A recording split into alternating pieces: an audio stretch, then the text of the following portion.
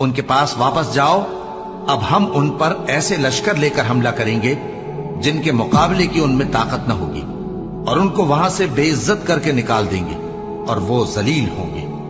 सुलेमान ने कहा कि ऐ दरबार वालों, कोई तुम में ऐसा है कि कबल इसके कि वो लोग फर्माबरदार होकर हमारे पास आए, मलिका का तख्त मेरे पास ले आए? जिन्नात में से एक कवि हैकल जिन ने कहा कि कबल इसके कि आप अपनी जगह से उठें, मैं उसको आपके पास ला हाजिर करता हूं, और मुझे इस पर कुदरत भी हासिल है और अमानतदार भी हूं। एक शख्स जिसको किताब इलाही का इल्म था कहने लगा कि मैं आपकी आंख के झपकने से पहले पहले उसे आपके पास हाजिर किए देता हूं। जब सुलेमान ने तख्त को अपने पास रखा हुआ देखा तो कहा कि ये मेरे परवरदिगार का फजल है, ताकि मुझे आजमाए कि मैं शुक्र करता हूं या कुफरान नेमत करता हूं। और जो शुक्र करता है तो अपने ही फायदे के लिए शुक्र करता है, और जो नाशुक्री करता है तो मेरा परवरदिगार बेनियाज है, करम करने वाला है।